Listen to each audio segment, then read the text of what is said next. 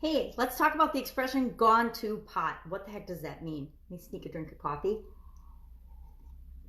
Gone to pot. This expression's been around way longer than I thought. I thought it was a more modern expression and it meant like lost to drugs or something, but really it dates back to the 1500s and it refers to barnyard animals. When a barnyard animal had outlived its useful life, it could no longer give milk or eggs or pull a wagon.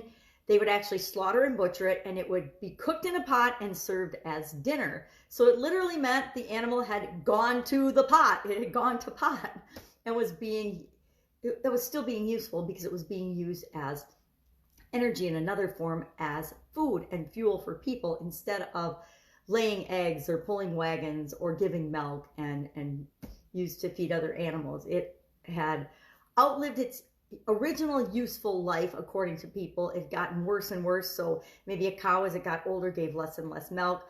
Maybe a hen, as it got older, laid less and less eggs, and then pretty soon it didn't lay any eggs at all. And it's like, oh, we might as well have a chicken dinner because it's not laying eggs anymore. Or as an ox got old and could no longer pull the wagon, or I don't know what they used to pull wagons back then, but whatever kind of animal, it would be butchered and cooked in a pot and eaten. So it was just transformed into some other use. So how does this affect our businesses? What does this have to do with growing our businesses? A couple things initially I think of when I hear this, and you might as well.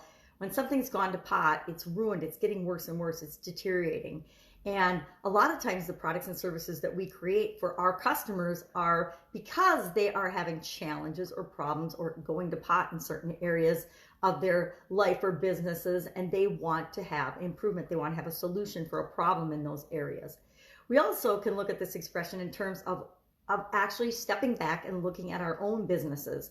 Are there areas as we're growing and supersizing our business that are not really optimal? Are they a challenge for us? Have we let them slip? Have we let them just fall by the wayside because we're not paying attention to them? So often in our businesses, especially as we're growing, we end up focusing on the things that are urgent and that are in our face and that are, I have to fix this right now. And as that's happening, there's other areas of our business that just slide by the wayside and get worse and worse. A lot of companies, as they're growing, this happens in the area of customer service. This happens in the area of on-time delivery. It happens in the area of systems and procedures and processes that are actually documented and put in place to make sure that things don't deteriorate, to make sure that things continually improve, to make sure that things get better and better instead of worse and worse.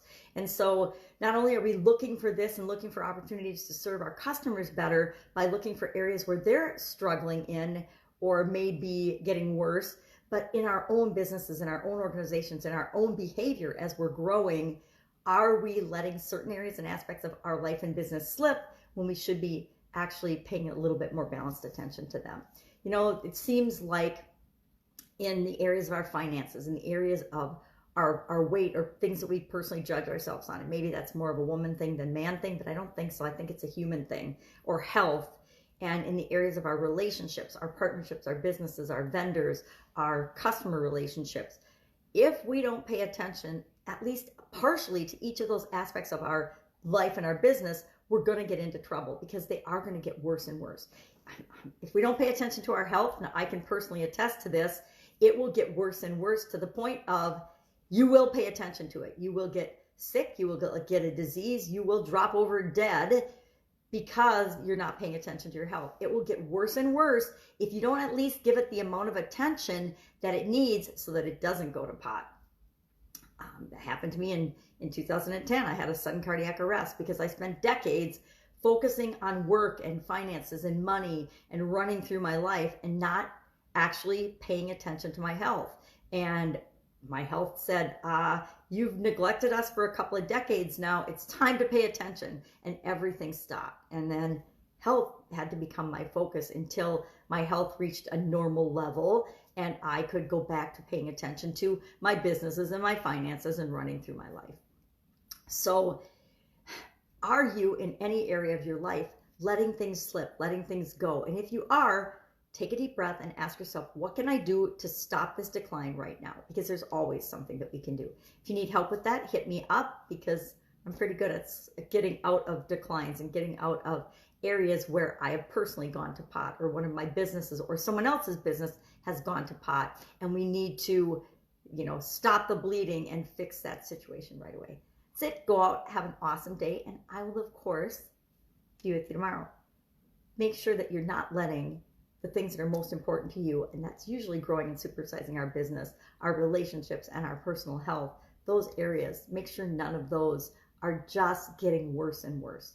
And if they are, just remind yourself everything is fixable and changeable. There's nothing that's ever such a lost cause that it can't change.